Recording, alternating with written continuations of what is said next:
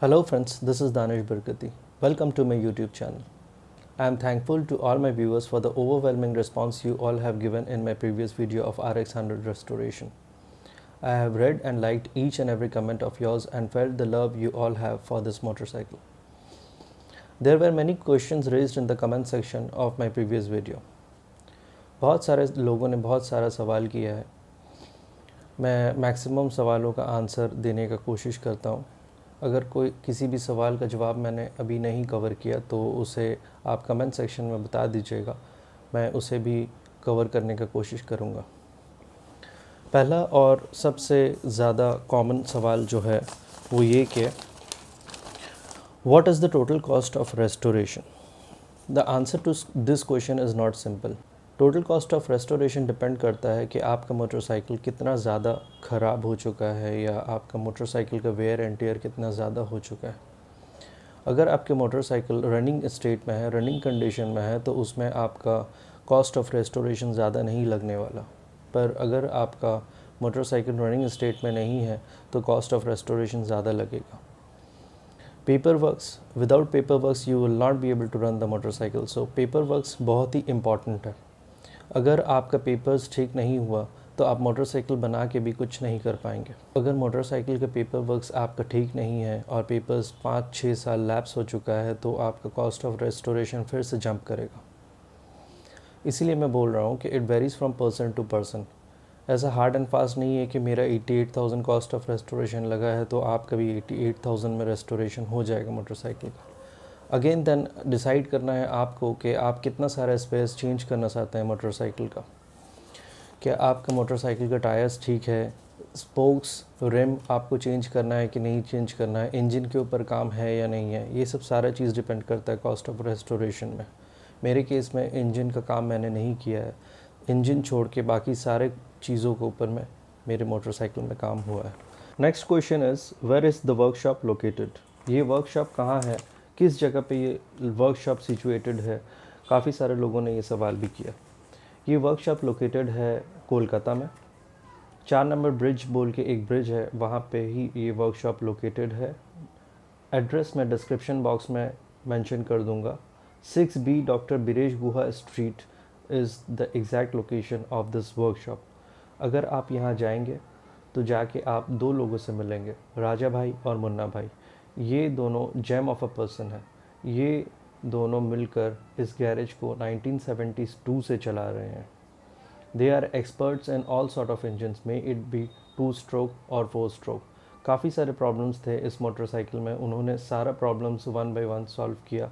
इसमें टाइम ज़रूर लगा पर बारीकी में देखकर उन लोगों ने एक एक प्रॉब्लम को सॉल्व किया है. The next question is from where did I ordered the original key set. As I have mentioned in the previous video, मैंने प्रीवियस वीडियो में मेंशन किया है कि इंस्टाग्राम से मैंने ये RX100 का ओरिजिनल की सेट मंगवाया है. इंटरनेट में मैंने ढूंढने के बाद देखा कि ये कलकत्ता में अवेलेबल नहीं है. उसके बाद मैंने ऑनलाइन सर्च करना स्टार्ट किया.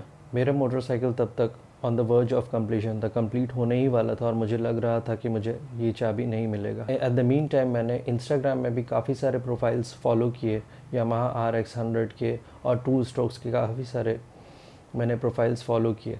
उसमें से एक प्रोफाइल है जिसका नाम मैं नीचे डिस्क्रिप्शन बॉक्स में मेंशन कर दूंगा. उस प्रोफाइल को फॉलो करने के बाद मैंने देखा कि वो काफ़ी सारे 2 स्ट्रोक इंजन्स के और 2 स्ट्रोक मशीन्स के काफ़ी सारे स्पेयर्स में डीलिंग करते हैं.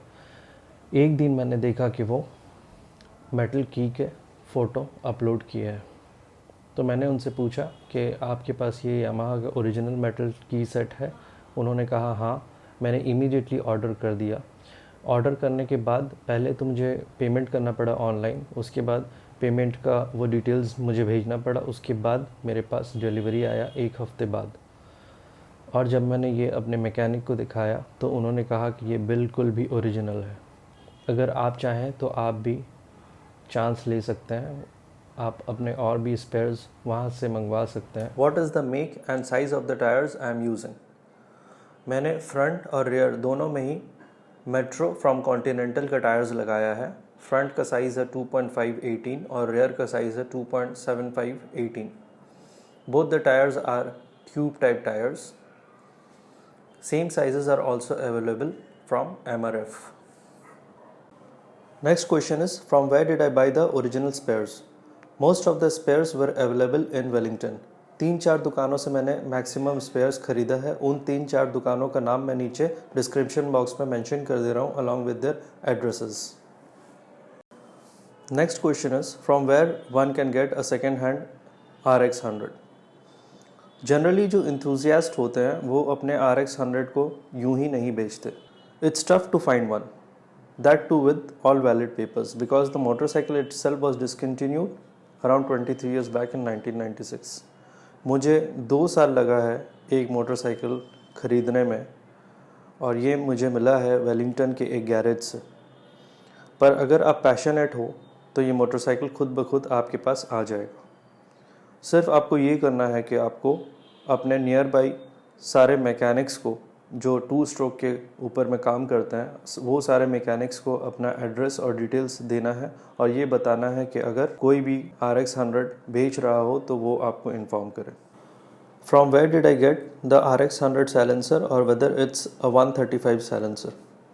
इसके ऊपर मैं एक सेपरेट वीडियो बनाऊंगा, क्योंकि मेरे मोटरसाइकिल का साइलेंसर के ऊपर में काम अभी भी चल रहा है. टॉपिक काफ़ी बड़ा है तो इस वीडियो में ये कवर नहीं हो पाएगा. You will have to wait for some time.